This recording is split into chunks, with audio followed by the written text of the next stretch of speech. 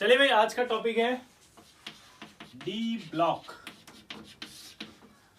यहाँ दोस्तों बहुत ही सिंपल टॉपिक है, बहुत ही अच्छा टॉपिक है डी ब्लॉक। लेकिन इस डी ब्लॉक को पढ़ने से पहले हम उसके अंदर कुछ जो प्रॉपर्टीज और कंपाउंड्स हैं उनके बारे में पढ़ेंगे। डी ब्लॉक में पहला जो टॉपिक हमारा पढ़ेंगे वो हम पढ़ेंगे फोटोग्राफी। फोटोग्राफी क्या होती है? देखो, ये फोटोग्राफी वही है जो हमने पहले पढ़ी थी कभी बचपन में, या हमने अगर नहीं पढ़ी तो हमने देखी है बचपन में। कैसे बड़ा एक्साइटमेंट होता था पहले के ज़माने में जब घर में हमारे फंक्शन होता था।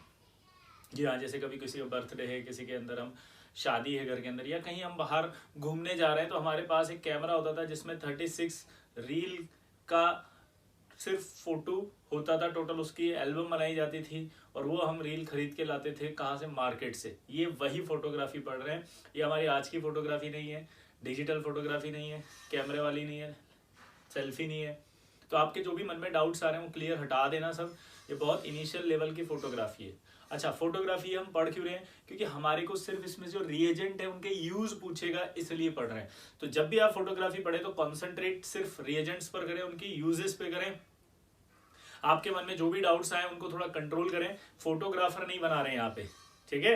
हाँ, ऑल्टरनेट सॉल्यूशन आपने बना दिया सर, I10 नहीं बना के फोटोग्राफर बना दो, मजा आ जाएगा सर। अच्छा है, घर वाले भी खुश हो जाएंगे, कोई तो जॉब मिला अलग से।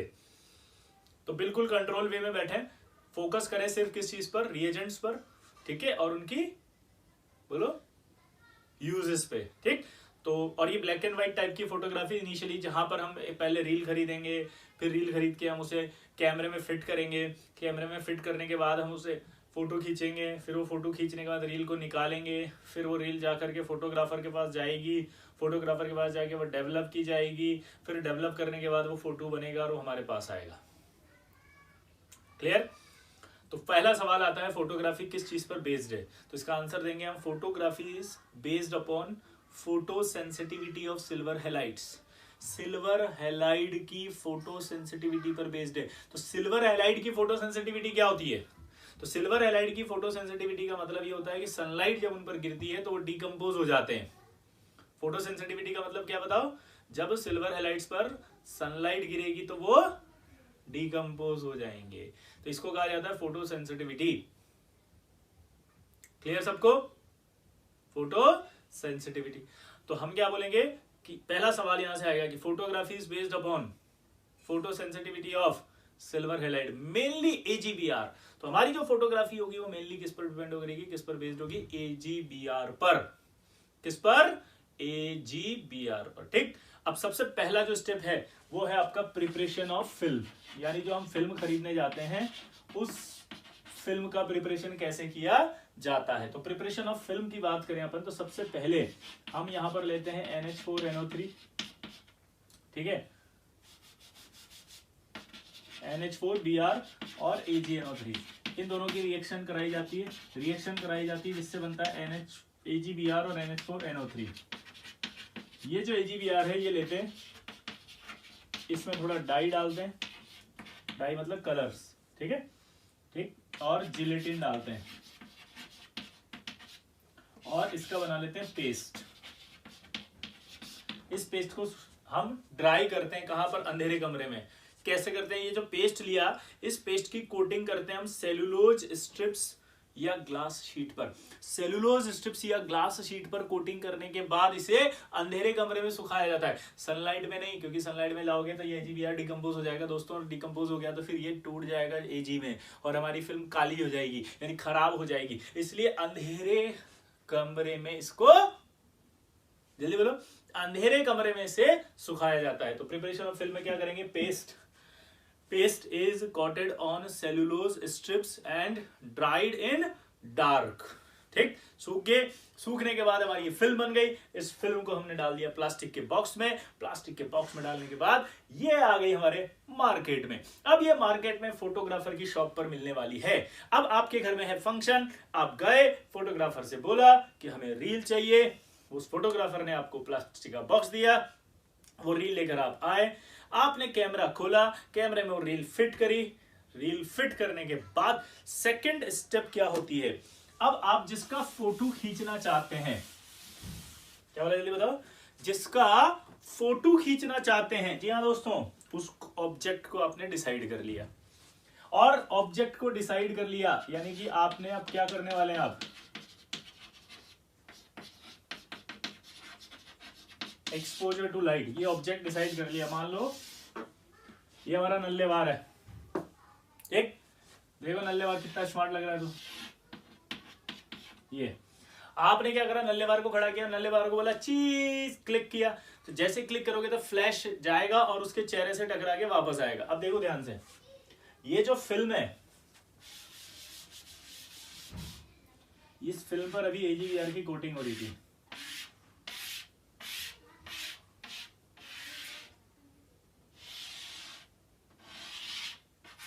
फील करो, फील ना, ये AGVR की कोटिंग थी। अब जैसे ही वो नल्लेवार से टकरा करके लाइट आई, लाइट आगे यहाँ पर रिफ्लेक्शन आएगा उसका, टकराएगी, जैसे जहां जहां से टकरा के आई लाइट, वहां वहां का जो AGVR है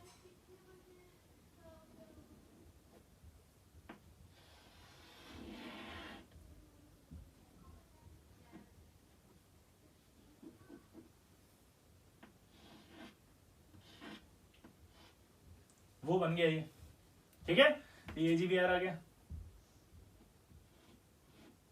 ये नल्लेवार बन गया, क्लियर।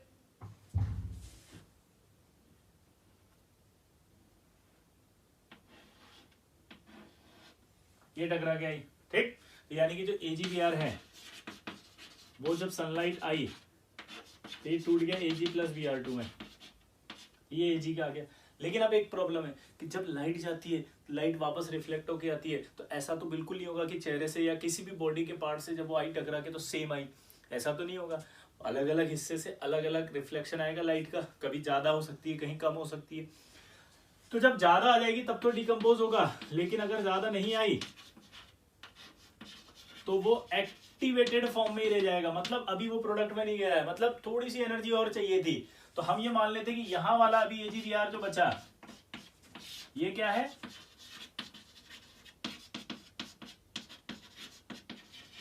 एक्टिवेटेड AGVR, क्या है, एक्टिवेटेड AGVR है ये एक्टिवेटेड AGVR है अभी, यानी कि इसको थोड़ी सी और लाइट मिलती तो ये प्रोडक्ट में कन्वर्ट हो जाता।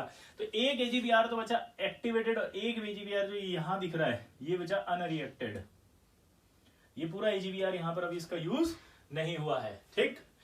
अब देखो, अब अगर आपको पुरानी वाली याद हो फोटोग्राफी, तो उसमें जब फोटो खींचता था तो फोटो खींचने के बाद हम रील को ऐसे देखते नहीं थे खोल के, हम उसे क्या करते थे, फोटोग्राफर को देके आते थे, हम उसे क्या करते थे, फोटोग्राफर को देके आते थे। तो यहाँ फोटोग्राफर को ही देके आना पड़ेगा। अब फोटोग्राफर को जब देंगे हम तो वो क्या करेगा, डेवलपिंग। सेकंड पार्ट हो गया एक्सपोजर टू लाइट, अब थर्ड पार्ट क्या आएगा, डेवलपिंग। थर्ड पार्ट क्या आएगा, डेवलपिंग।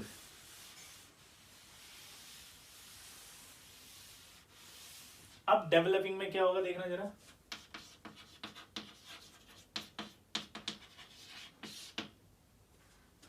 डेवलपिंग के अंदर क्या होगा कि ये दो हमारे पास AGVR है, एक तो ये एक्टिवेटेड AGVR है, इस एक्टिवेटेड AGVR के लिए एक माइल्ड रिड्यूसिंग एजेंट लिया जाएगा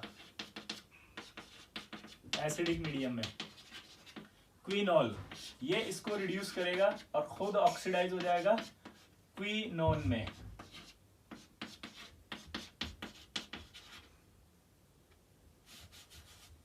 किसमें हो जाएगा, क्विनोन में। ये एसिडिक मीडियम लिया अपन ने और ये आपका HBr में आ गया, क्विनोन। क्लियर।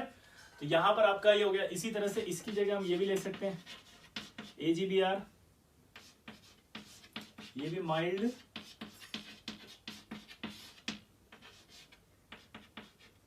रिड्यूसिंग एजेंट है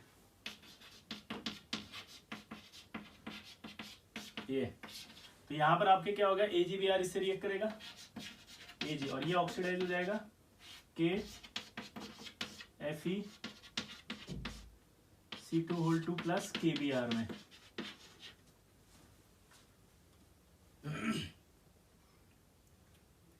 ठीक है। तो यहां पर आपका ये Ag आपका प्राप्त हो गया। यानी कि आपने इस रिएक्शन से क्या किया, ये जो AGBr यहां दिख रहा था इस AGBr को किसमें कन्वर्ट कर दिया, Ag में। इस AGVR को किसमें कन्वर्ट कर दिया, AG में। ये जो AGVR दिख रहा है, इस AGVR को किसमें कन्वर्ट कर दिया आपने, AG में, एक्टिवेटेड। लेकिन अभी भी यहाँ पर आपका अनरिएक्टेड AGVR बचा हुआ है, इसको हटाना जरूरी है। अगर ये नहीं हटेगा तो अभी हमारी फिल्म पर जो इमेज है वो स्टेबल नहीं है, ठीक है। तो अनरिएक्टेड AGVR,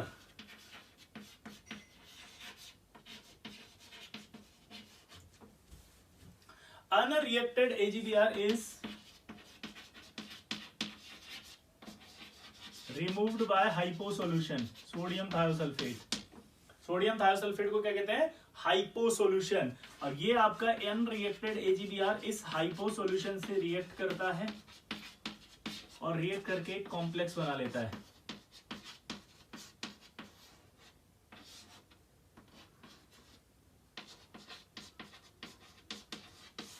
ये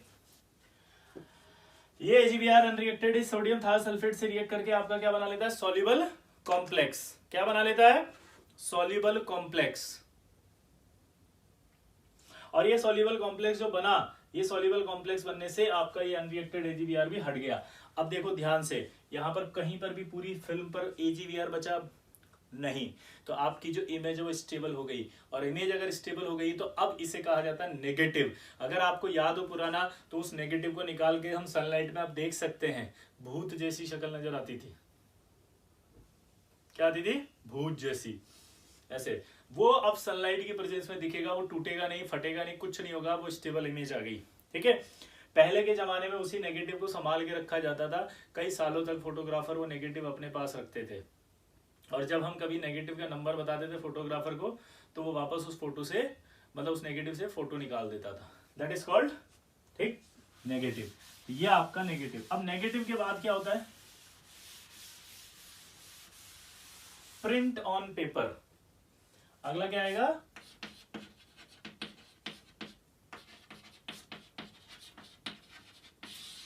प्रिंट ऑन पेपर।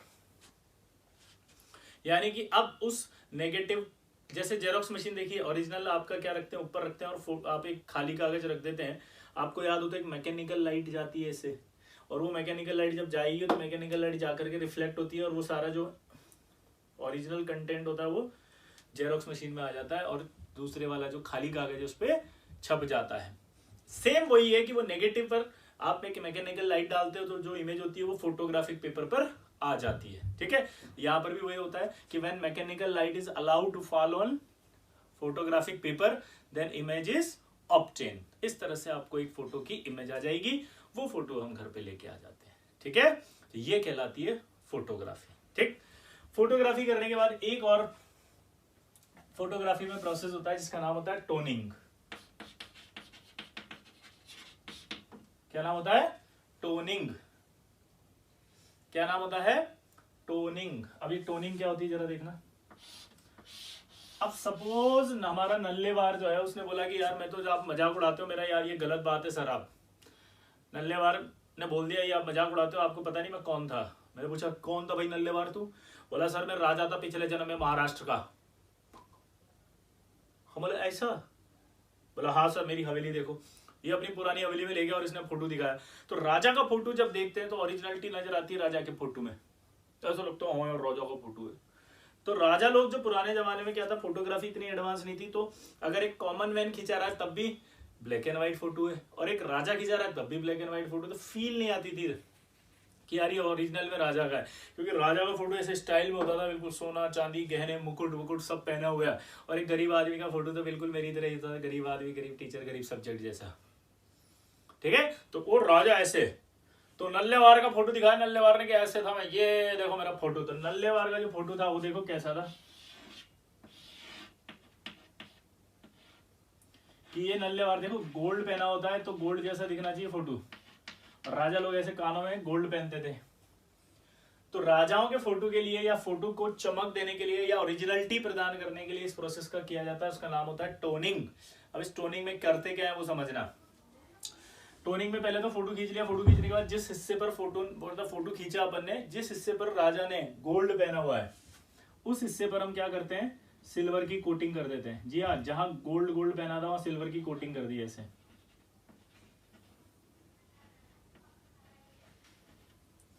सिल्वर की कोटिंग करने के बाद इसको यानी कि इस फोटो को AuCl3 ऑरिक क्लोराइड यानी कि गोल्ड के सॉल्यूशन में डुबो देते थे। क्या करते थे? गोल्ड के सॉल्यूशन में डुबो दिया जाता था। गोल्ड के सॉल्यूशन में डुबोने से क्या होता है कि यहाँ देखो सिल्वर और गोल्ड में अगर आप इलेक्ट्रोकेमिकल सीरीज की बात करें तो उस इलेक्ट्रोकेमिकल सीरीज में अगर आप बात करें तो सिल्वर ऊपर आता है, गोल्ड नीचे आता है। यानी सिल्वर अच्छा क्या है? रिड्यूसिंग एजेंट है। अगर ऊपर है तो सिल्वर अगर अच्छा रिड्यूसिंग एजेंट है तो सिल्वर क्या करेगा? इस गोल्ड वाले सॉल्यूशन में से इसको हटा के AgCl बना देगा और खुद आपका गोल्ड में आ जाएगा। तो आप नोटिस करिए कि हमने जहां सिल्वर लगाया वहां कौन आ गया? गोल्ड। और हमने गोल्ड पर सिल्वर लगाया था। हमने सिल्वर ऑलरेडी कहां लगाया था? जहां पहले गोल्ड था। अरे भाई हमने सिल्वर कहां लगाया था? हमने गोल्ड पर लगाया था। अब रिएक्शन कराई फोटोग्राफ की AuCl3 से, तो Ag ने Au को रिप्लेस किया तो Au कहां चला गया? जहां Ag था। और Ag कहां लगाया था? जहां Au था। तो असली में Au कहां आ गया? जहां Au था। यानी जब उसने गोल्ड जहां पहना हुआ था वहीं गोल्ड आपको दिखेगा, तो फोटो की ओरिजिनलिटी आती। और प्रोसेस महंगा है इसीलिए राजा लोग करा सकते थे। तो आपसे सवाल इतना सा पूछेगा कि गोल्डन एंड और ग्रे टिंट मतलब होता है स्पेसिफिक पार्ट पर टचिंग देना, मतलब टच लगाना है ना। तो गोल्ड या छापना, इंप्रेशन देना, ठीक है। तो गोल्डन और grey tint impart on specific part of photograph. Golden और grey tint impart on specific part of photograph by using AuCl3 and by using AuCl3 और दूसरा K2PtCl6। गोल्डन इम्पार्ट होता है AuCl3 से इम्पार्ट और ग्रे इम्पार्ट होता था आपके K2PtCl6 से, क्योंकि प्लेटिनम गोल्ड से भी कॉस्टली होता था। प्लेटिनम क्या होता था? गोल्ड से भी ज्यादा कॉस्टली। तो अगर प्लेटिनम गोल्ड से भी ज्यादा कॉस्टली है तो सोचो क्या हुआ? प्लेटिनम की भी तो पहन सकते हैं गहने, तो प्लेटिनम का भी टिंच इम्पार्ट करना होता था। राजा ने प्लेटिनम पहना हुआ है तो इसलिए वो प्लेटिनम का अगर टिंच देना है तब तो K2PtCl6 और गोल्डन देना है तो AuCl3। तो आपसे सवाल पूछता है टोनिंग में कौन सा रिएजेंट यूज होता है? AuCl3।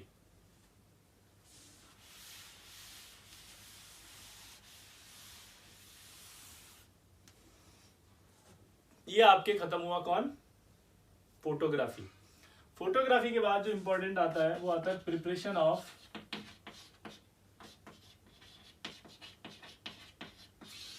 K2Cr27 यानी कि पोटेशियम डाइक्रोमेट। अब पोटेशियम डाइक्रोमेट का जो प्रिपरेशन है वो कैसे किया जाता है जरा देखना।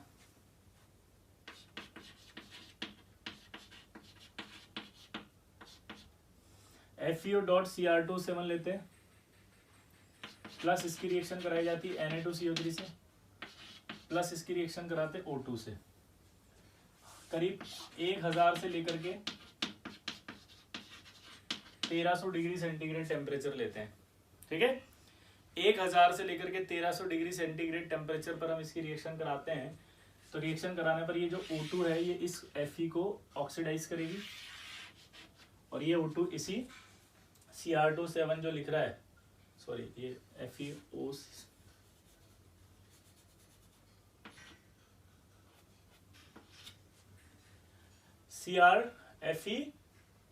CrO4 यानी कि आपको याद होता क्रोमाइड और होता था, याद है? क्रोमाइड और का जो फॉर्मूला होता था FeCr2O4 होता था। तो ये Cr2O3 है +3, 7 नहीं था वो, है ना। तो यहाँ आप देखोगे तो ये +3 आएगा, ये आपका +2 आएगा, तो ये ऑक्सीडाइज करेगा, ऑक्सीडाइज करके ये ले आएगा इसको तो Fe2O3 में, और ये आपका +6 में आएगा, वो +6 इससे फ्यूज हो जाता है और बनाता है Na2CrO4 प्लस CO2 बाहर आ जाएगी। ये इनसॉल्युबल होता है वाटर में और ये होता है आपका सॉल्युबल। तो इसका मतलब इसको क्या करना है? Dissolve in water.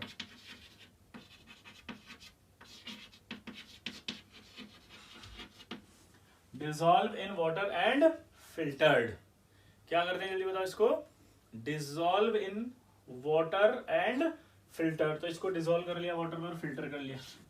जब फिल्टर करेंगे तो रेजिड्यू जो होगा उस रेजिड्यू में आएगा Fe2O3 और Na2CrO4 जो होगा वो किस में आ जाएगा, फिल्ट्रेट।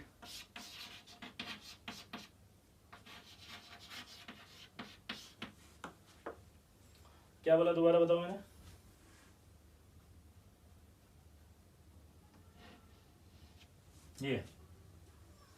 ये रेजिड्यू में आ गया ये Fe2O3 और ये आपका फिल्ट्रेट में आ गया Na2CrO4। फील आ गई? क्लियर? हाँ या ना? अब इस प्रोसेस में एक खास बात होती है, इसमें क्या लाइम ऐड कर देते हैं। लाइम नोट करके लिखेंगे हम यहाँ,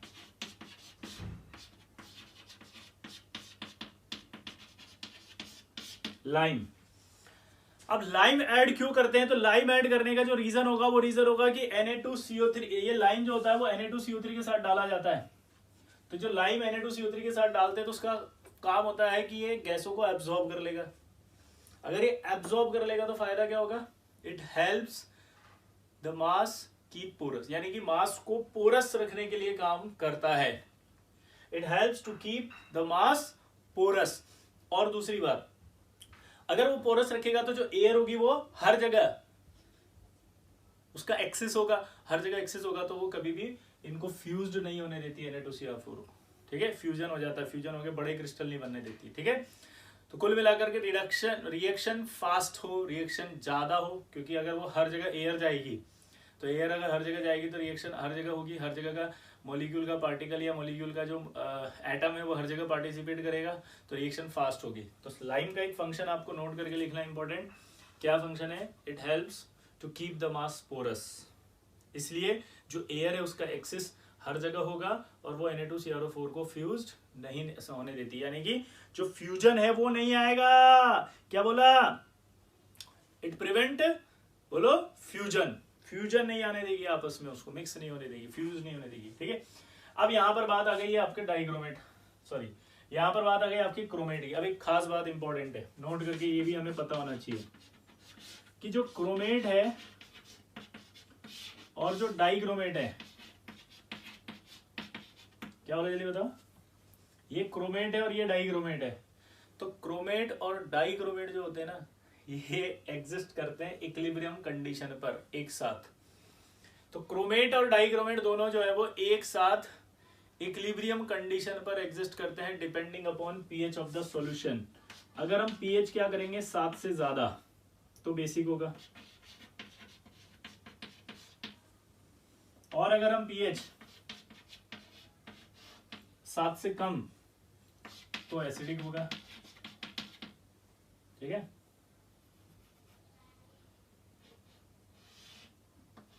तो पीएच अगर 7 से कम है तो ये बनेगा, और पीएच अगर 7 से ज्यादा तो ये बनेगा। तो ये जो Na2CrO4 लिया अपन ने, इस Na2CrO4 की रिएक्शन अगर मैं कंसंट्रेटेड H2SO4 से करवा दूं,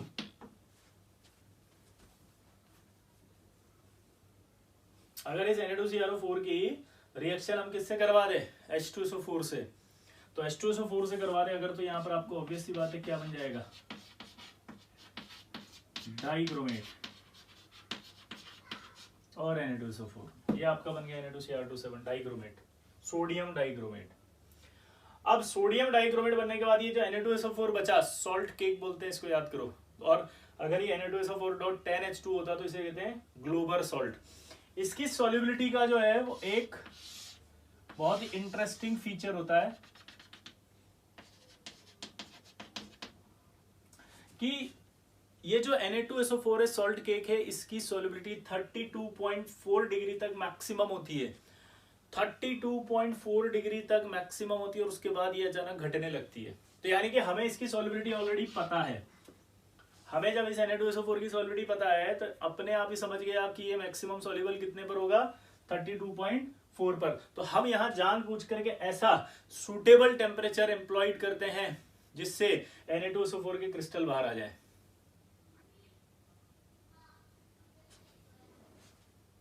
क्या बोला बताओ मैंने? ऐसा सुटेबल टेम्परेचर एम्प्लॉयड करते हैं जिससे हमारा Na2SO4 का क्रिस्टल बाहर आ जाए, और उसके बाद जो डाइक्रोमेट है उसके क्रिस्टल बाहर निकाल लेते हैं।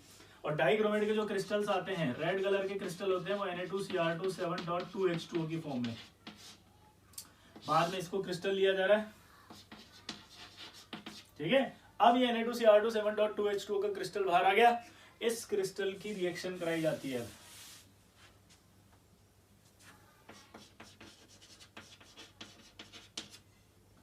इसकी रिएक्शन कराई जाती है किससे? KCl से, और डबल डीकंपोजिशन रिएक्शन कहते हैं इसको।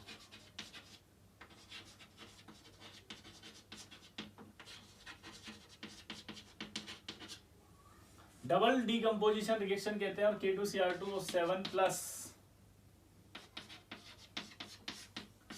यहां पर बनता है वापस NaCl। इस तरह से हमें प्रिपरेशन ऑफ K2Cr2 7 मिलता है।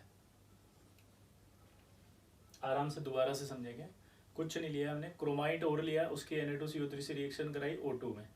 O2 ने उसको क्या किया, Fe को ऑक्सीडाइज करके Fe2O3 बनाया, क्रोमियम को ऑक्सीडाइज करके क्रोमियम +6 में लाया, वो Na2CO3 के साथ फ्यूज्ड होकर Na2CO3 बन गया, Na2CrO4 बन गया। अब हमें एक प्रॉपर्टी पता थी कि यार Fe2O3 जो होता है वो इनसॉल्युबल होता है पानी में, और Na2CrO4 सॉल्युबल होता है। CO2 जो बनी वो तो उड़ी गई थी, तो हमने क्या करा, उसको उठा के सीधा सीधा किस में डाल दिया, पानी में। पानी में डालकर उसे क्या कर लिया, फिल्टर किया, तो Fe2O3 तो भग गया, वो तो रेसिड्यू था। अब बच गया Na2CrO4। ये Na2CrO4 की प्रॉपर्टी हमको पता है कि यार एसिड डाल दो तो वो डाइक्रोमेट में कन्वर्ट हो जाएगा, तो हमने एसिड डाल दिया, एसिड डालते डाइक्रोमेट बन गया। डाइक्रोमेट के साथ हमने क्या बन गया, ये Na2SO4। अब ये जो Na2SO4 बना,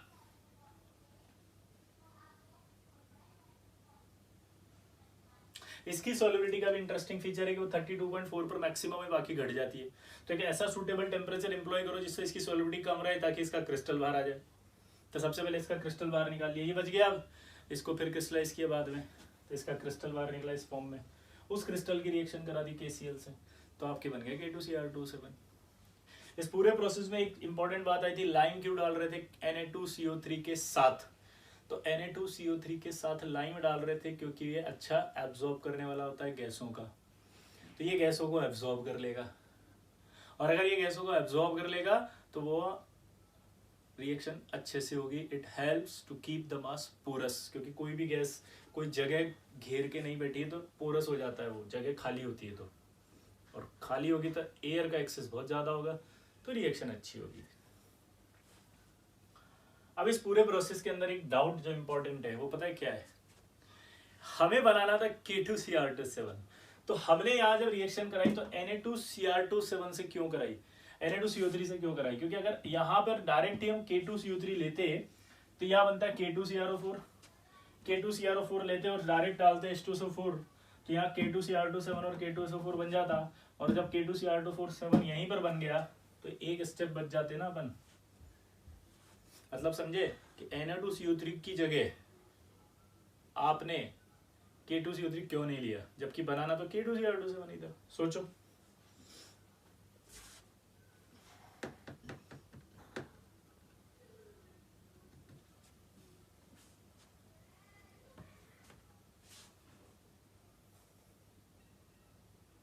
उसका रीजन सुनो।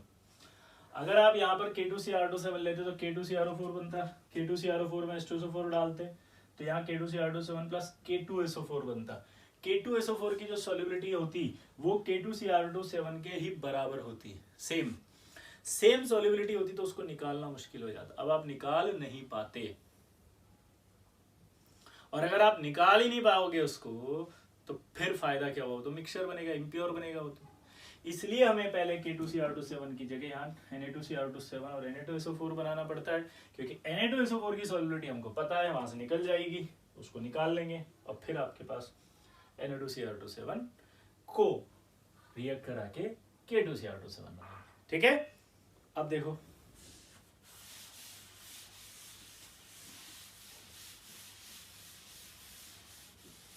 तो हमें एक प्रॉपर्टी तो याद होगी इसकी कि भाई K2Cr2 7 जो होता है वो एसिडिक मीडियम में आपका होता है, और ये CrO4 माइनस डाइक्रोमेट जो है वो किस में होता है,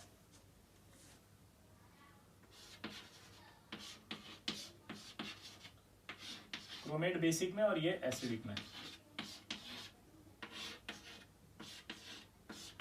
ये 126 डिग्री होता है, इसका जो एंगल है वो कितना है 126। ठीक है, एक खास बात, डाइक्रोमेट जो है उसका कलर आपको पता होना चाहिए ऑरेंज होता है, और जो क्रोमेट होता है उसका जो कलर होता है वो आपको पता है क्या होता है, क्रोमेट का कलर वो येलो होता है। क्या होता है, येलो। अब एक खास बात देखना आप, ये जो आपका डिस्टेंस है वो 163 pm है और ये 179 पिकोमीटर है, ये ज्यादा ये कम है, क्यों? सोचो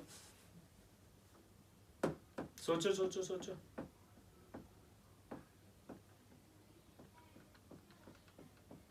अब मालूम है ये -2 आएगा यहाँ पे, यानी कि एक माइनस यहाँ, एक माइनस यहाँ पर आपका डबल बॉन्ड होता है ऐसे, और जब यहाँ डबल बॉन्ड होगा तो ये -2 हटा दें, अब तो रेजोनेंस होगा, रेजोनेंस होगा तो क्या होगा,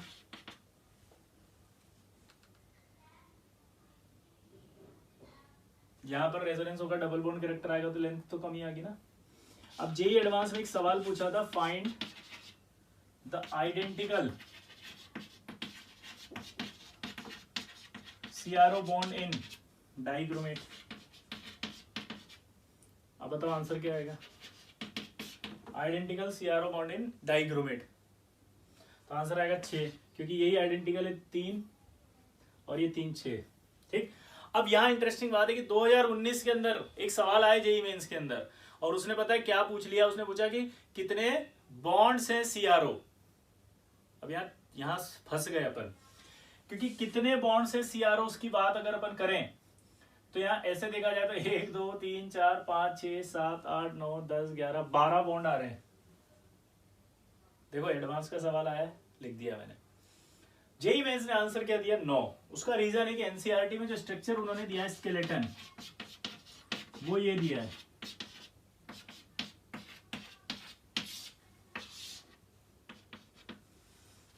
ठीक है, अब आप इसमें काउंट करो कितने, 1 2 3 4 5 6 7 8, तो आंसर क्या गया था,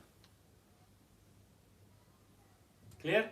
उन्होंने इस रिएक्शन से, इस स्ट्रक्चर से आंसर दे दिया, जबकि आंसर गलत है, आंसर सही में ये आना चाहिए।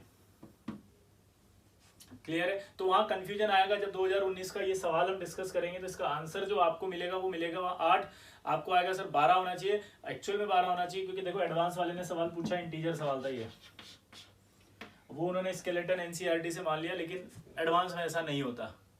ठीक है, तो ये मैंने दोनों स्ट्रक्चर बना दी, ओरिजिनल स्ट्रक्चर ये है और एनसीईआरटी में जो लिखी है वो ये है। क्लियर,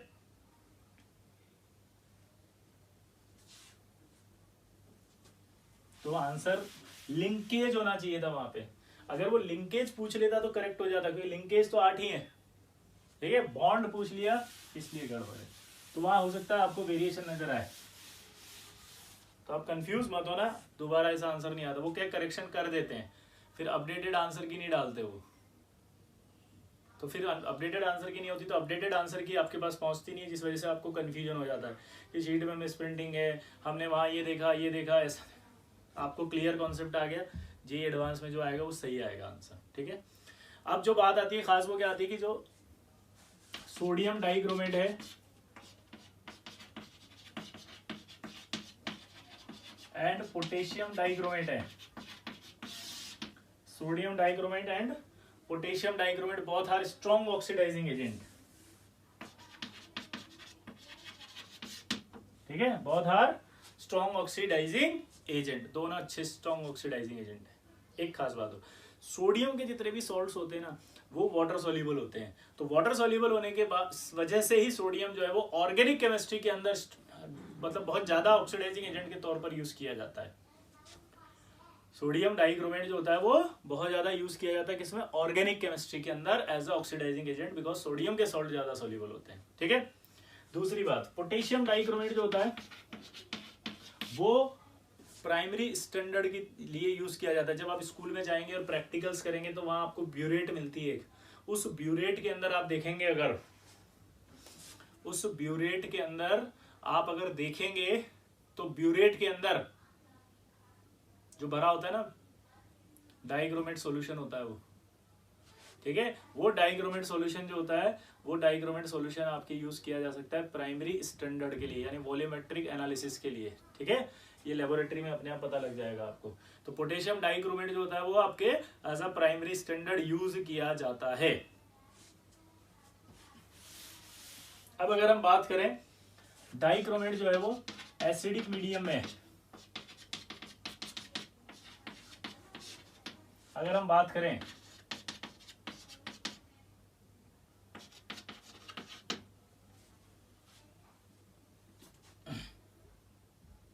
बैलेंस है क्या, देखो अगर हम बात करें तो ये डाइक्रोमेट एसिडिक मीडियम में क्रोमियम +3 में जाता है। ये तो हमने सॉल्ट एनालिसिस में भी पढ़ा था। किस में पढ़ा था? सॉल्ट एनालिसिस में भी, ठीक है। और इस रिएक्शन का जो इलेक्ट्रोड पोटेंशियल होगा वो 1.33 इलेक्ट्रॉन वोल्ट होता है। अब ये एसिडिक मीडियम की बात चल रही है। एसिडिक मीडियम में ये आपने कई सारे इसके ऑक्सीडाइजिंग नेचर पढ़ा था। जैसे अगर I- आ जाए तो ये डाइक्रोमेट इसको कहाँ ले जाएगा? I2 में। और अगर मान लो SN+2 ले आ जाए तो कहाँ ले जाएगा? ये SN+4 में। अगर यहाँ पर H2S आ जाए तो ये कहाँ ले जाएगा? सल्फर +Cr+3 में। ये हमने पढ़े हैं सारे के सारे, याद है? जब हमने सॉल्ट एनालिसिस की बात की थी तो सॉल्ट एनालिसिस के अंदर बात आई थी, याद है वो तो, ठीक है। अगर हम बात करें Fe+2 की तो Fe+2 को भी डाइक्रोमेट कहाँ ले जाता है? ये Fe+2 को डाइक्रोमेट कहाँ ले जाएगा? Fe+3 में। ये डाइक्रोमेट की प्रॉपर्टीज आ गई, ठीक। ये इंपॉर्टेंट है भाई, ध्यान रखना। ये सिंपल सा जेईई मेंस में डायरेक्ट पूछता है वो, ठीक है। अगला देखो,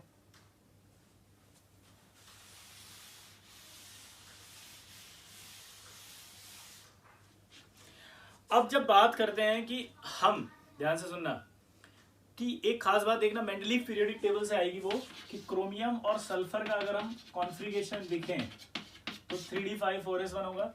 इसका आएगा आपका 3s2 3p4। तो ध्यान से देखोगे आप तो यहाँ पर भी 6 इलेक्ट्रॉन है, वहां भी 6 इलेक्ट्रॉन है। वैलेंस इलेक्ट्रॉन की बात हो रही है, देखो आप, ये वैलेंस इलेक्ट्रॉन 6 है, यहाँ भी वैलेंस इलेक्ट्रॉन 6 है। क्या बोला जल्दी बताओ?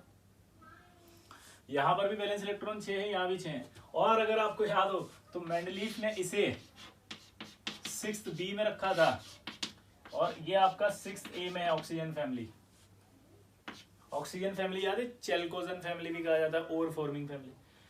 तो यहां पर जब आप देखोगे तो दोनों में वैलेंस इलेक्ट्रॉन 6-6 है। इस वजह से इनकी कुछ प्रॉपर्टियां सेम पाई जाती है। जैसे अगर हम बात करें क्रोमियम की तो क्रोमियम SO3 क्रोमियम CrO3 बनाएगा तो ये SO3 बनाएगा।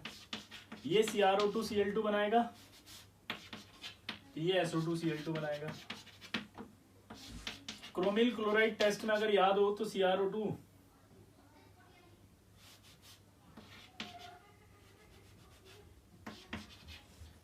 Cl2 को NH में से पास करने पर क्रोमेट बना था,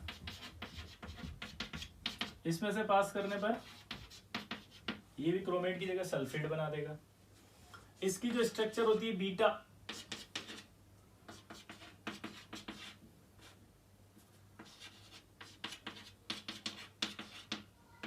ये, और यहाँ SO3 जो बीटा SO3 था, केमिकल बॉन्डिंग में बताया था, उसकी स्ट्रक्चर भी ऐसी आएगी।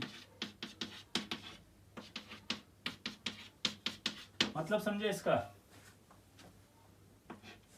इसका मतलब ये निकला कि आइसो स्ट्रक्चरल है, ये दोनों स्ट्रक्चर भी सेम रख रहे हैं। CrO3 और SO3 दोनों के स्ट्रक्चर सेम आ रही, दैट मींस आइसो स्ट्रक्चरल है दोनों। अब SO3 में थोड़ा सा स्पेसिफाइड कर रहे हैं हम, बीटा SO3, क्योंकि SO3 के 3 एलोट्रोप होते हैं, alpha beta gamma. Gamma SO3 जिसे हम S3O9 कहते हैं। गामा SO3 क्या होती है? S3O9, वो अलग स्ट्रक्चर है, वो साइक्लिक है। क्लियर?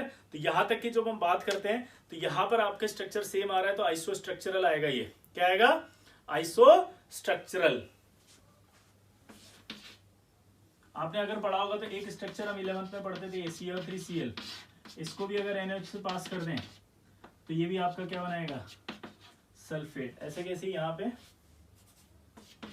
CrO3Cl-, इसको भी NH में से पास कर दें तो ये बनाएगा आपका CrO4-2। तो ये सारे के सारे इनकी प्रॉपर्टी होती है क्रोमेट में similar to sulphate.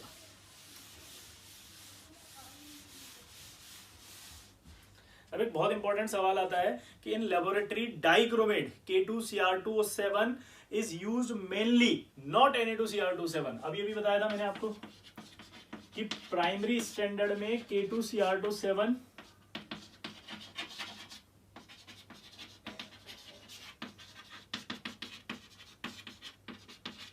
Not sodium dichromate. Why? बहुत सिंपल है। एक्चुअली आप थोड़ा सा जब प्रैक्टिकल करने जाएंगे तब आपको पता चलेगा कि जब हम वॉल्यूमेट्रिक एनालिसिस करते हैं तो इसका जो सॉल्ट होता है वो N1V1 में कंफर्म होता है V1 कितना है। मान लो हमने ये लिया आपका 10 ml, तो ये फिक्स है। अगर आपने गलती से डाइक्रोमेट ले लिया तो डाइक्रोमेट में सोडियम है और सोडियम की पोलराइजिंग पावर ज्यादा होती है। क्या है वहां पर? वहां क्या है डाइक्रोमेट में? सोडियम की पोलराइजिंग पावर क्या है? ज्यादा। तो वो क्या कर सकता है? पानी को एब्जॉर्ब कर सकता है। पानी को एब्जॉर्ब करेगा तो वो पानी अंदर आ जाएगा तो उसका वॉल्यूम चेंज हो जाएगा। तो वॉल्यूम चेंज हो सकता है, इसलिए वो हमारा रिस्क हो गया, गलत कैलकुलेशन आ सकती है। इसलिए हम यहाँ पर डाइक्रोमेट को यूज करते हैं, पोटेशियम को, सोडियम को नहीं करते। तो अगर आपसे सवाल पूछा जाए तो आप सिंपल सा लिखेंगे कि dichromate Na2Cr27 is a deliquescent. Deliquescent वही होता है पानी एब्जॉर्ब करने वाला। तो Na2Cr27 is a deliquescent, that's why हम इसको यूज नहीं कर सकते। इनफ कंसंट्रेशन चेंज करने की कैपेबिलिटी है इसके अंदर, तो हम डाइक्रोमेट में पोटेशियम यूज करते हैं। ठीक, अगला देखो। अब बोलेगा कि how to standardise thiosulphate solution, कि अगर थायोसल्फेट सॉल्यूशन को स्टैंडर्डाइज करना हो तो कैसे करते हैं। तो ये हमने पढ़ा था कि थायोसल्फेट के अंदर याद है आइडोमेट्री टेस्ट आया था, एक थायोसल्फेट में एक आइडोमेट्री टेस्ट आया था, तो उससे स्टैंडर्डाइज किया जाता है। तो ये सवाल आपसे जो पूछेंगे वो बता देंगे। ये आपका ठीक है डी ब्लॉक अभी अगली क्लास में हम पढ़ेंगे। इतना आप अच्छे से याद करें, इंपॉर्टेंट है। ठीक है, चलिए मिलते हैं अगली क्लास में, तब तक के लिए टाटा बाय बाय।